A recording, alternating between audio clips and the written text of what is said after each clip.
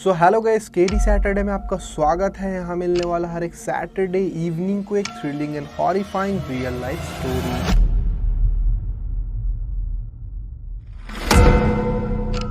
तो ये बात है 1985 की। असम के एक छोटे से गांव में एक 15 साल का लड़का रहता था जिसका नाम था विनोद। विनोद के बहुत से दोस्त थे बट मेनली दो बेस्ट फ्रेंड थे। एक का नाम था प्रकाश और एक का नाम था श्याम। दोनों के साथ वो घूमता था, खेलता था उस टाइम पे, और पढ़ाई वगैरह सब कुछ उन्हीं के साथ वो करने जाता था। एक बार अप्रैल के टाइम मॉर्निंग में वो लोग खेल रहे थे। वो लोग तीनों और 3-4 और भी लड़के थे जिनके साथ वो लोग दौड़ने वाला गेम खेल रहे थे। दोनों सबको एक दूसरे को पकड़ने वाला गेम खेल रहे थे। तो सभी लोग भाग रहे थे, एक दूसरे को पकड़ रहे थे। खेलते खेलते विनोद लड़खड़ाकर गिर जाता है और फिर प्रकाश उस पर हंसने लगता है। तो विनोद को थोड़ा गुस्सा आता है कि तुम हंस क्यों रहे हो। फिर भी प्रकाश उसका मजाक उड़ा रहा होता है। फिर विनोद गुस्से में आकर उसको हल्का धक्का दे देता है, मतलब ज़्यादा ज़ोर से नहीं, मतलब मजाक मजाक में ही वो धक्का दे देता है। तो प्रकाश का थोड़ा सा पैर स्लिप हो जाता है और वो लड़खड़ा कर पीछे एक कुआं रहता है जिसका हाइट कमर से नीचे तक ही रहता है प्रकाश का। तो प्रकाश टकरा कर अनफॉर्चुनेटली कुएं के अंदर गिर जाता है वो। और फिर सभी लोग जाकर कुएं में जाकर देखते हैं कि वो गिर कैसे गया। और विनोद को बहुत ज़्यादा टेंशन हो रहा होता है कि उसी ने धक्का दिया और इसी रीज़न से ये सब हुआ। तो सबका दिमाग ख़राब हो गया है, सब लोग चिल्ला रहा है प्रकाश प्रकाश। वहाँ से अंदर से बचाओ बचाओ बस आवाज़ आ रहा है। और एक टाइम के बाद इतना गहरा वो कुआं रहता है कि सबको प्रकाश दिखना ही बंद हो जाता है। और फिर सब लोग जाकर भागकर गांव में सबको बताते हैं कि यहाँ पे प्रकाश गिर चुका है। सब लोग जाते हैं गांव में और गांव वाले जितने भी लोग होते हैं सब आकर देखते तो कुएं में कोई नहीं होता, दिखता ही नहीं, आवाज़ ही नहीं आ रहा है किसी का। तो वो लोग जल्दी से जाकर पुलिस के पास जाते हैं कि जल्दी अगर एक्शन नहीं लिया गया तो कुछ भी हो सकता है कुएं में। फिर सारे गाँव वाले पुलिस के पास पहुँचते हैं बट पुलिस इस चीज़ को सीरियसली नहीं ले रहा है। वो बोलता है कि इसका प्रोसेस होता है, तो कुछ टाइम रुको, फिर कल तक में मैं कराता हूँ सब कुछ। तो सब गांव वाले बहुत ज़्यादा गुस्सा हो जाते, कल तक में तो वो मर जाएगा अंदर, जल्दी से जल्दी हमें एक्शन लेना पड़ेगा। फिर पुलिस वाले बोलते हैं ऐसे नहीं होता है। तो फिर गांव वाले जाकर जितने भी गांव वाले और भी होते हैं सब लोग को ले आते हैं वहाँ पुलिस स्टेशन पे कि जल्दी जल्दी काम करवाने के लिए। तो इतना भीड़ देखकर पुलिस को प्रेशर में आकर जल्दी से जल्दी काम करना पड़ता है। और फिर रेस्क्यू टीम वाले को जल्दी से जल्दी बुलाया जाता है। 1-2 घंटे में रेस्क्यू टीम वाले भी आ जाते हैं वहाँ पे। और फिर कुआं के पास पूरा भीड़ लगा हुआ है। पहले तो सब लोग बोलते हैं हटने के लिए, साइड हटने के लिए। और फिर कुएं में एक रेस्क्यू वाले बंदे को भेजा जाता है अंदर मशीन के द्वारा लटका कर। तो अंदर जाता है, अंदर पूरा रिसर्च चलता है। तो लगभग आधा घंटे के बाद वो आदमी वापस आता है बाहर। वो बोलता है अंदर तो कुछ है ही नहीं, थोड़ा सा पानी है, उसके अलावा कुछ नहीं है लिटरली। सब लोग बोलते हैं कि ऐसे कैसे हो सकता है। विनोद और सारे दोस्त लोग भी बोलते हैं कि मैंने तो इधर ही गिरते देखा, हम लोग खेल रहे थे और वो गिर गया। तो रेस्क्यू टीम वाले बोल रहे थे कि क्या क्या हुआ मुझे एग्जैक्ट बताओ। तो कोई भी विनोद का नाम नहीं लेता क्योंकि उसने इंटेंशनली नहीं धक्का दिया। सब लोग बोलते हैं हम लोग खेल रहे थे, वो बैलेंस होकर गिर गया वहाँ पे। रेस्क्यू टीम वाले पूछते हैं तुम कन्फर्म हो? लेकिन हमने सब ने देखा अपने आँख से, बट वो तो अंदर है ही नहीं। तो वो बोलता है कि 24 आवर्स तक यहाँ ज़्यादा भीड़ मत होने देना, हम लोग और भी इन्वेस्टिगेशन कंटिन्यू करेंगे यहाँ से कि वो है कहाँ। तो उसके बाद सारे रेस्क्यू टीम वाले वहाँ से चले जाते हैं और ये सब होते होते लगभग शाम हो जाता है। सभी लोग अपने घर चले जाते हैं बट विनोद को घर जाने का मन नहीं कर रहा है। वो खुद को ही सारा ब्लेम दे रहा है कि उसके कारण ही ये सब हुआ। अगर वो धक्का ना देता शायद प्रकाश बच गया होता। तो वो बहुत ज़्यादा इमोशनल हो जाता है। फिर वहाँ से वो सीधा जंगल की तरफ जाता है, मतलब पेड़ के पास, थोड़ा शांति चाहिए उसे। उसके साथ साथ श्याम भी चल जाता है उसके साथ। और फिर एक पेड़ के पास बैठकर विनोद बहुत ज़्यादा रो रहा होता है, बहुत ज़्यादा वो इमोशनल होता है, खुद को कोस रहा होता है कि काश मैंने धक्का ना दिया होता तो सब कुछ सही होता। फिर श्याम बोलता है कि तुम्हारी गलती नहीं है, तुमने इंटेंशनली नहीं किया वो सब, किसी को पता नहीं होता कि क्या होने वाला है। फिर देखते देखते रात हो जाती है, लगभग 8:30 बज जाते हैं। तो श्याम बोलता है कि हम लोग को चलना चाहिए, इस तरह यहाँ बैठ के कोई फ़ायदा नहीं है, कुछ जांच वगैरह होगा तो शायद पता चलेगा कुछ। तो दोनों चल पड़ते अपने घर की ओर। जाते जाते रास्ते में बीच में ही वही कुआं पड़ता है। तो वहाँ से गुजर के वो लोग जा रहे होते हैं और जैसे ही उन लोग की नज़र पड़ती कुएं पे, विनोद को और ज़्यादा बुरा लगता है। वही सब चीज़ उसे याद आ रहा होता है और फिर वो कुएं से झांकने लगता है कुएं के अंदर वापस। और जैसे ही झांकता है एकदम से वहाँ फिर से रात में अंधेरा है एक तो, और रात में बचाओ बचाओ अंदर से धीरे धीरे आवाज़ आ रहा है। और फिर विनोद बोलता है कि नीचे से आवाज़ आ रहा है।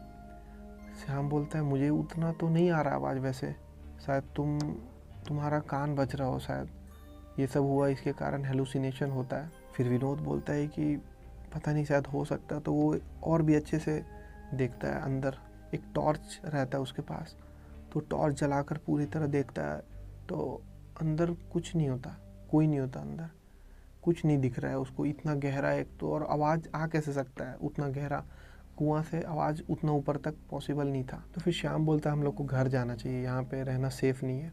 तो फिर दोनों ही मुड़कर घर जाने लगते हैं।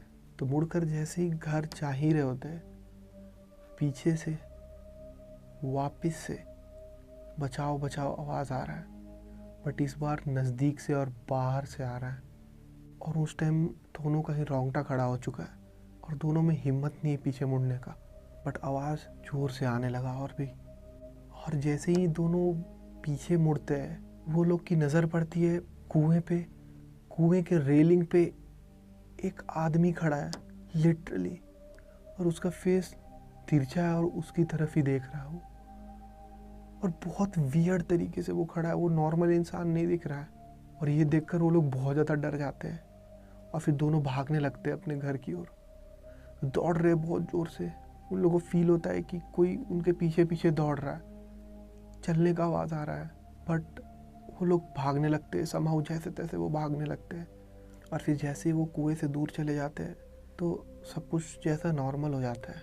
और फिर दोनों जब दूर से कुएं को देख रहे होते हैं, कुआं बहुत अजीब सा दिखाई दे रहा है, बहुत कुछ निगेटिव वाइब्स दे रहा है। ऐसा लग रहा है कि वो कुआं नॉर्मल नहीं है, कुछ धुआं निकल रहा है, कुछ बहुत अजीब हो रहा है कुएं से। फिर वो लोग सब कुछ इग्नोर करके अपने घर चले जाते हैं। और विनोद रात में सोते टाइम उसको नींद ही नहीं आ रहा, वो बार बार करवट बदल रहा है, राइट लेफ्ट, बार बार उसको वही सब रिकॉल हो रहा है।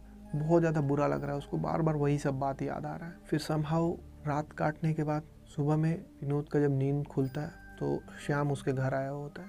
श्याम बोलता है कि चलो चलो वहाँ कुछ बात हो रहा है इस बारे में। तो विनोद और श्याम चले जाते हैं वहाँ पे, जहाँ पे सभी लोग ग्रुप बना के कुछ बातें कर रहे हैं। कोई कुछ बता रहा है, कोई कुछ बता रहा है कि कुएं में उस सब ने कुछ न कुछ देखा जो उधर से गुजरा है। बट एक जो बूढ़े आदमी की बात सब लोग अच्छे से सुन रहे थे, वो बता रहा था कि वो दूध देता है सबके घर, तो रात में लेट हो गया उसे आने में, तो साइकिल से वो वापस घर जा रहा था।